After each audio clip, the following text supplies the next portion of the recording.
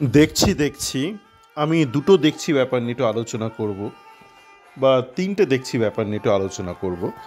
প্রথমত আমি গতকাল দেখলাম, আম, একটা ছবি আমাকে একজন একটা শেয়ার করলো।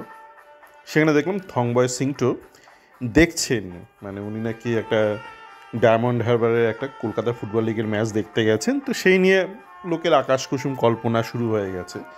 তো এই দেখার ব্যাপারটা নিয়ে আসবো, তারও আগে দুটো দেখার ব্যাপার নিয়ে একটু আলোচনা করি।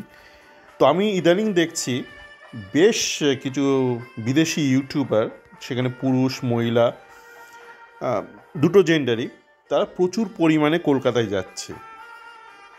মানে এখন আগে হয়তো তারা শুধু বম্বে, বেনারস এগুলো যেত দিল্লিতে, কিন্তু এখন আমি দেখছি যে ইদানিং কালে গত 1-2 বছর ধরে বেশ একটা ভালো সংখ্যক ইউটিউবার কিন্তু কলকাতা কভার করছে তাদের এই ইন্ডিয়া ট্যুরে। এবং একটা অদ্ভুত একটা ব্যাপার আমি দেখছি তাদের বক্তব্যে, যেটা আমি ব্যক্তিগতভাবে অনেক আগে বলেছি, কিন্তু যা হয় মানে বাঙালি বললে বাঙালি অনেক সময় বিশ্বাস করে না। তো তাদের একটা কিন্তু একটা কমন সুর হচ্ছে, কলকাতা দারুণ একটা জায়গা বিদেশিদের পক্ষে। শুধু তারা কলকাতার প্রশংসা করছে না, তারা একই সাথে বলছে যে ভারতের বাকি অনেক অংশে মানে তারা ঠিক কমফোর্টেবল ফিল করেনি, তারা ঠিক স্বাচ্ছন্দ্য বোধ করেনি। এইটা একটা কমন সুর, কেউ বাড়িয়ে বলছে কেউ একটু কমিয়ে বলছে, কিন্তু এইটা কিন্তু একটা কমন আমি একটা শুনছি। এবং মহিলাদের কাছ থেকে এটা বেশি বেশি শোনা যাচ্ছে, মানে যে মহিলা বিদেশিনীদের কাছে যারা ধরুন, এবং তারা সমস্ত দেশ থেকে, কেউ ইউকে থেকে, কেউ ইউএস থেকে, কেউ অস্ট্রেলিয়া থেকে, একটা কিন্তু কমন সুর সবার কণ্ঠে রয়েছে যে একাধারে তারা কলকাতার প্রশংসা করছে, এবং সাথে সাথে তারা কিন্তু ভারতের বাকি অনেক অংশের, উত্তর ভারতের জায়গাগুলোর ভীষণ নিন্দে করছে। তো এই বিষয়ে আরেকটা দেখছি নিয়ে আলোচনা করব। আমি এরকম দুজন ইউটিউবারের দেখলাম, তারা পুরুষ ইউটিউবার। তো তাদের মধ্যে একজন, সে স্কটল্যান্ডের, সে বোধহয় খুব জনপ্রিয় একজন ইউটিউবার, তার নামটা এই মুহূর্তে মনে পড়ছে না। তো সে ময়দান মার্কেটে গেছে, হয়তো কোথাও থেকে তার হয়তো ইস্টবেঙ্গল নিয়ে তো একটা আইডিয়া হয়েছে, ইস্টবেঙ্গল মোহনবাগান দুটো নামই সে জানে। তারা তো কোনো কারণে হয়তো ইস্টবেঙ্গলের নীল জার্সিটা খুব পছন্দ হয়েছে, তো সে গেছে নীল জার্সি খুঁজতে। তার দোকানদার বলছে ময়দান মার্কেটে না, ইস্টবেঙ্গলে তো লাল হলুদ। তারপর সে লাল হলুদ কিনেছে।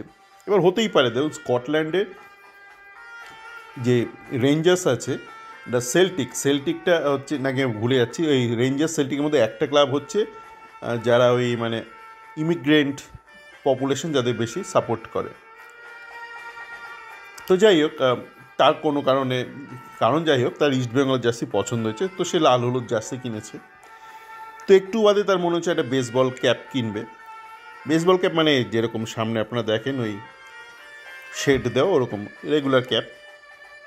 তো এইবার সে একটা দোকানে গেছে, তো দোকানদারের সঙ্গে কথা বলতে বলতে ইস্টবেঙ্গল মোহনবাগান আলোচনা হচ্ছে। তো দোকানদার বোধহয় মোহনবাগানের, এবং আশপাশে কিছু দোকানদারও বোধহয় মোহনবাগানের সমর্থক।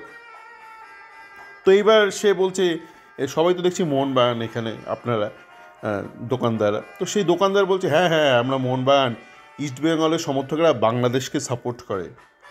দেখুন, আপনি মোহনবাগানের সমর্থক হতে পারেন, আপনি মোহামেডানের সমর্থক হতে পারেন, আপনি ইস্টবেঙ্গলের সমর্থক হতে পারেন, কিন্তু ইস্টবেঙ্গলের সমর্থকরা বাংলাদেশকে সমর্থন করে, এইটা যদি আপনি বলেন তো বোঝা যায় যে আপনি হয় মিথ্যুক, বা আপনি চূড়ান্ত মূর্খ বা অশিক্ষিত। আপনি একজন বিদেশির কাছে একটা মিথ্যে কথা বলছেন, ইস্টবেঙ্গল সমর্থকরা বাংলাদেশকে সমর্থন করে, মানে ইস্টবেঙ্গলের সাথে বা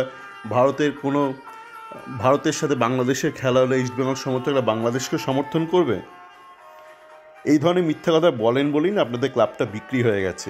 আপনারা অনেকে লাফালাফি করেন এই নদী এসে সমুদ্রে মিশেছে না সমুদ্র এসে নদীতে মিশেছে, আপনাদের ক্লাবটাই গেছে বিক্রি হয়ে। এটা হচ্ছে সত্যি কথা। এবং আমি এটা নিয়ে খুব বেশি আলোচনা করি না, কেননা আমি মনে করি পরের ছেলে পরমানন্দ, যত ভোগে যায় তত আনন্দ। সেই জন্য আপনারা দেখবেন আমি আমার বক্তব্যে বেশিরভাগ ইস্টবেঙ্গলের নিতু এদেরকে নিয়ে বেশি সমালোচনা করি। কেন আমি মনে করি আমি যে 5 মিনিটও যদি ব্যয় করি, কিন্তু 10 মিনিট বা 15 মিনিট সেটা যাতে ইস্টবেঙ্গলের উপকারে কাজে লাগে, তাই আমি গালমন্দ করি না। দেখবেন আমি একটা গঠনমূলক সমালোচনা করি ইস্ট বেঙ্গলের। আর মোহনবাগান সুপার জায়ান্ট নিয়ে কিচ্ছু বলি না, কেননা একটাই কারণ, পরের ছেলে পরমানন্দ, যত ভোগে যায় তত আনন্দ। তা আপনারা বিক্রি হয়ে যান কি আপনারা বিক্রি হয়ে গিয়ে আপনারা মনে করছেন আপনারা বিক্রি হননি, আপনাদের জামা প্যান্ট খুলে নিয়ে চলে যাক, আপনাদের জামা প্যান্ট ইলেকট্রিক তারে ঝুলিয়ে রাখুক, আপনারা ভাবছেন আপনারা জিন্স পরে আছেন, আমি বলতে যাব না। আপনি যে একটা বিদেশির কাছে একটা মিথ্যা কথা বললেন, সেই জন্য একটা বক্তব্যটা পেশ করলাম। আরও একটা ইউটিউবে দেখলাম একটু আগে, ওরকম একটা বিদেশ থেকে একজন ইউটিউবার কাপেল এসছেন, তারাও একই, মানে তারা খুব কলকাতার প্রশংসা করলেন। তো ওই ছেলেটা বোধহয় একটা ফুটবলের জার্সি কিনবে, হতেই পারে সে ফুটবলের সমর্থক। তো সে একটা কোনো একটা ভারতীয় একটা ছেলের সঙ্গে দেখা হয়েছে। আজকাল অনেক দেখবেন অনেক ছাগল টাইপের অনেক ছেলে আছে, বাবা মা হয়তো আইটিতে কাজ করে, একটু পয়সা আছে, উচ্চ মধ্যবিত্ত, ভালো করে বাংলাটাও বলতে পারে না, ইংরাজিটাও বলতে পারে না, এবং অনেকেই বাবা মার পয়সায় একটা আজেবাজে রেজাল্ট করে কোথাও একটা প্রাইভেট কলেজে পড়ে। তো সেরকমই আর একটা ছাগল দাড়ি রেখে দেয়, ভালো করে দাড়িটাও রাখে না, থপ করে কথাবার্তা বলে।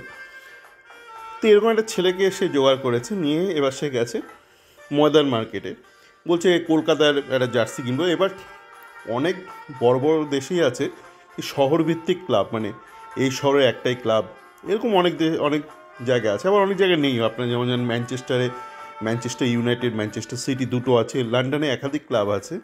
তো এই ছেলেটা, সেই ইউটিউবার ছেলেটাই বললো যে কলকাতা ক্লাব নাকি মোহনবাগান, বলে সে মোহনবাগানের জার্সি কেনালো। দেখুন, আপনি মোহনবাগানের আপনি ফ্যান হতেই পারেন, আপনি তাকে রাজি করাতেও পারেন যে সবুজ মেরুন ছাড়া আপনার জীবনে কোনো রং নেই, এবং কারো জীবনে কোনো রং থাকতে পারে না, কিন্তু আপনি মিথ্যে তথ্যটা দিতে পারেন না যে কলকাতা ক্লাব মানে মোহনবাগান, মোহনবাগান সুপার জায়ান্ট। এটা এটিকে নয়, ঠিক আছে? এটা আইএসএলের ওই ফ্র্যাঞ্চাইজ নিয়েছিল, এই এটিকে নয় যে এটিকে কলকাতা, যে এটিকে একমাত্র কলকাতার আইএসএল ক্লাব, এটা তা নয়।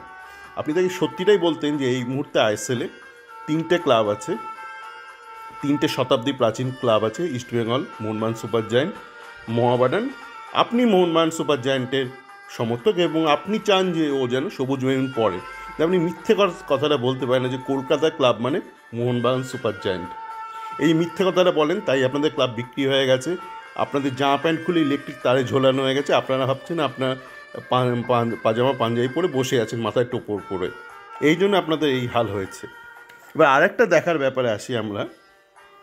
আমি দেখলাম ওই যে সংবয় সিং, তো এখন একটা ব্যাপার হয়ে গেছে, আগেকার আমরা কি দেখতাম, আগেকার দিনে রাজারা রাত্রিবেলা ছদ্মবেশে বেরোতো, কোনো একটা কিছু, মানে দেশের সব কাজ ঠিকঠাক হচ্ছে কি না। পরবর্তীকালে আমরা ফুটবলে দেখলাম স্কাউটিং গোপনে গিয়ে দেখে একটা তুলে আনে।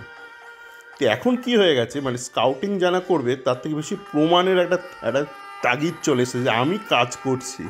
কীভাবে কাজ করছো না, আমি এই দেখছি, খেলা দেখছি, দেখে কি করছো, দেখে আমি ঘাস ছিটছি।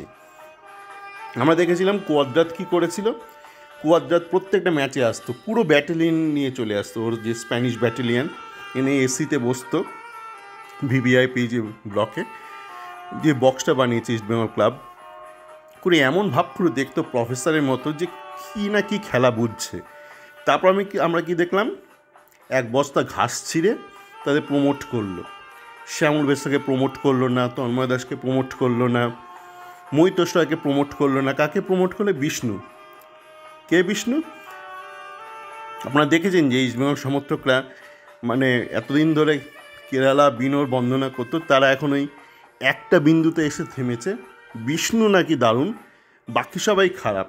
তো এতদিন ভাই তোমরা 2 বছর ধরে যে বলছিলে কেরালা থেকে সমস্ত মণিমাণিক্য ধরে এনেছে, সেইটা নিয়ে কী করবে, সেটা নিয়ে তো একটুখানি কান ধরে উঠবোস করলে না। যাকে তোমাদের ভবিষ্যতের জন্য বলে রাখি, তোমরা এইটাও এরপর বলে যে বিষ্ণুও মন্দ, এই নিয়ে আগে আলোচনা করেছি, তাই আলোচনা করতে চাই না। তো ঘটনা হচ্ছে যে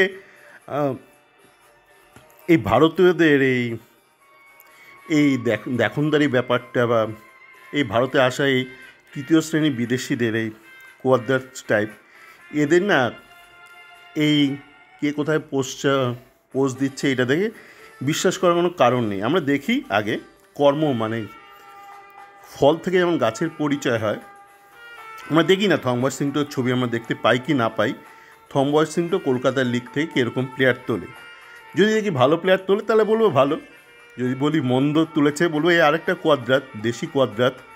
কিন্তু ওই যে একটা জালের বাইরে দাঁড়িয়ে আছে, একটা বিয়ন্ড স্পোর্টস থেকে ছবি তুলছে, কত আমার স্কাউটিং করছে, এই ভেবে লাফলাফি করে লাভ নেই এই মুহূর্তে। সকলে ভালো থাকবেন।